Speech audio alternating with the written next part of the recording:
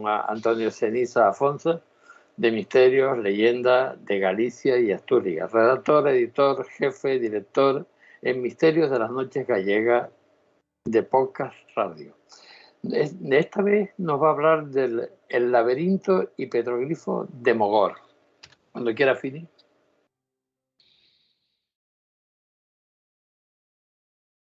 Hola queridos amigos de Clave 7, bienvenidos a mi sección Leyendas y Misterios con Antonio Ceniza. Hoy volvemos a mi tierra, a Galicia, para hablaros del laberinto y petroglifos de Mogor. A escasos metros por encima de la playa de Mogor, en el municipio pontevedrés de Marín, se encuentra grabado sobre la roca uno de los petroglifos más reproducidos y analizados de toda Galicia, y en un estado de conservación óptimo, el llamado laberinto de Mogor. En las cercanías, decenas de grabados rupestres se nos muestran esparcidos sobre las rocas. Se puede acceder desde dos lugares, por abajo desde la carretera de la playa o por arriba, por la urbanización. Al lugar se accede por rampas y paseos acondicionados para la observación de los petroglifos. A la gran roca llamada a Pedra dos Mouros, donde está el mayor número de petroglifos, se accede por una escalinata de madera que agrede un poco al entorno. Otra roca recibe el nombre de Pedra dos Campiños. El laberinto de Mogor ha proporcionado la primera interpretación científica verificada de un petroglifo en Galicia. El profesor vigués de matemáticas, José Luis Galobar, ha abierto la interpretación astronómica de estos elementos del arte rupestre, después de comprobar que el mencionado laberinto señala el oeste estricto que se corresponde al equinoccio actual, 270 grados. Además, Galobar afirma que este petroglifo también muestra la desviación de los 13 grados que existen entre el equinoccio actual y el de hace 4.000 años, al que apunta su entrada con gran precisión. Tal coincidencia en una misma pieza tiene una explicación para el investigador. El saber astronómico de los constructores de Stonehenge va mucho más allá del conocimiento de los movimientos anuales del Sol, pero yo dudo de que supieran algo sobre la variación del punto de equinoccio. Lo mismo pienso en relación con Mogor o Valcamónica. En Mogor el equinoccio en 270 grados, lo que indica que es una invocación al Atlántico. Este profesor de matemáticas comenzó a interesarse por el arte rupestre hace algunos años y fruto de aquel acercamiento es el libro El laberinto atlántico, publicado en el año 2001. Ahora lo veo como un trabajo en muchas cosas inmaduro, reconoce el investigador. Sin embargo, aquella publicación le abrió un mundo nuevo a través de los contactos establecidos con otras personas interesadas en la relación del paisaje y la astronomía con la arqueología. El laberinto de Mogor siempre ha sorprendido por su apariencia irregular y por estar su entrada cerrada y ligeramente desviada de la dirección oeste. En él hay 4 pequeñas formas cuadrangulares que cierran su entrada y sus centros determinan con el centro del laberinto distintos ángulos. El que está al norte de la entrada indica el oeste estricto, que corresponde, como os dije, al equinoccio actual 270 grados. Los otros 3 señalan puntos de la costa, que van desde el sur de la isla de Onza a la isla de Ons y a la costa de Portonovo y San Censo. Los constructores del laberinto plantearon un sencillo problema de proporcionalidad y tanteo para descubrir que su entrada apunta al canal entre Onza y Ons, donde en aquella época se ponía el sol en el equinoccio, aunque hoy se pone el 23 de febrero a las 20:16 con un tamaño de 2 grados, según los cálculos realizados por el físico suizo Leopold Duval, afirma José Luis Galobar. Ocurre además que desde la roca del laberinto no se ve Onza, porque la punta sur de la playa de Mogor lo impide.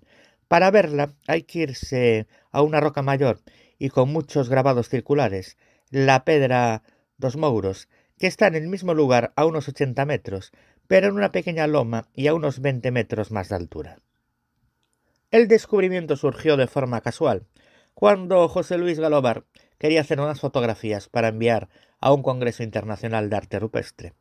Vi en la Pedra dos Mouros lo que parecía el alineamiento equinocial de varios círculos, ya que mi sombra estaba paralela a ellos, así que se me ocurrió poner un palo en el centro del que estaba más al oeste y la línea recta que provocaba unía los centros de 5 grabados geométricos notables, recuerda.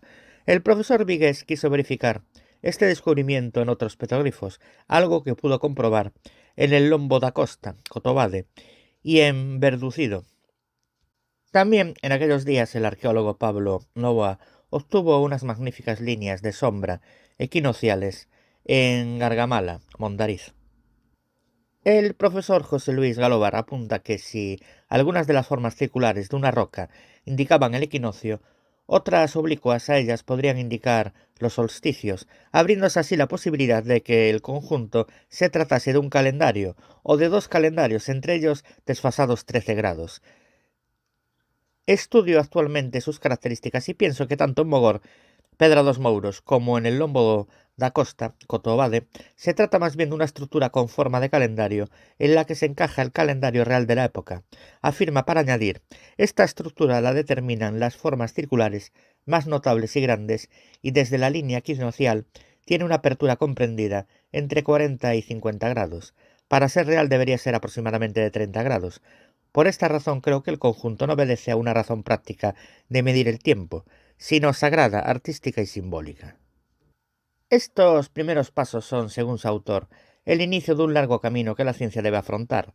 No dudo de que aparecerán cosas más complejas y que costará descifrar, pero habrá que trabajar mucho los próximos meses y años. En mi opinión, habría que hacer un gran plan de trabajo, donde arqueólogos y topógrafos trabajaran unidos sobre 20 o 30 grabados geométricos notables, y medir mucho, concluye. Cronológicamente, dichos grabados datan aproximadamente del año 2000 a.C., es decir, en pleno neolítico. En el mismo aparecen motivos diversos, aunque el principal es la famosa forma de laberinto, que ha traído a los historiadores múltiples quebraderos de cabeza sobre la interpretación de dichos grabados. Respecto al significado de estos enigmáticos grabados esculpidos sobre las rocas al aire libre, hay varias teorías. Según Fernández Gil, gran estudioso del tema, el simbolismo era rendir homenaje al héroe Teseo, que según las leyendas dio muerte al terrible Minotauro dentro del laberinto en el palacio de Cnosos, en Grecia. Llegó a esta conclusión, pues habiendo analizado el dibujo, lo encontró análogo al que figura en las monedas de Cnosos, civilización minoica. En cambio, el doctor Perigot los interpreta como otra derivación del arte rupestre, tales como podían ser las pinturas de Altamira. Otras de las muchas hipótesis es la del doctor Jesús Carballo, que sostiene que son obra de primitivos celtas y tienen por origen el culto a los muertos, constituyendo una de las mejores pruebas de la cultura de los túmulos. Simbolicen lo que simbolicen, los laberintos de Mogor son una perfecta representación del laberinto clásico cretense, característico por sus 7 anillos concéntricos. En el año 2003 estas obras de arte fueron pintadas por algún desaprensivo, quizás en un acto de ignorancia y de incultura. Tratamos de decir que la ardua labor de respetar el patrimonio empieza en la casa de cada uno, haciendo que nuestros hijos disfruten con la historia, y después en los colegios, que serán los encargados de plasmar las teorías, porque aunque nos llena de tristeza, solo se protege lo que se valora, y se valora lo que se conoce. Estamos hablando de grabados con una antigüedad de 4.500 años. Dos especialistas se encargaron de estas labores de restauración, Marta Díaz y Gonzalo Buceta, y con asombro descubrieron que en los grabados existían restos de 4 colores, 2 tipos de rojo, un blanco y un azul. Esto nos da una idea del buen estado de conservación de los mismos. Y hasta aquí mi sección, queridos amigos de Clave 7. Os quería acercar este impresionante laberinto y petroglifo de Mogor porque es espectacular, como habréis observado en las sucesivas fotos que han ido pasando en el vídeo. Y como siempre, a mí me podéis encontrar en los blogs misteriosdeantonioceniza.blogspot.com, en el blog leyendasdelmundoceniza.blogspot.com, en el blog leyendasceniza.wordpress.com y en el blog misterioslegendasdegalicia.wordpress.com. También en mi propia página web, la de Antonio Ceniza, que es antonioceniza.6te.net.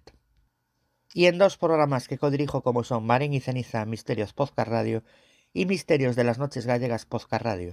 También en mi propio programa que dirijo y presento, que se llama Ceniza da Morte Podcast.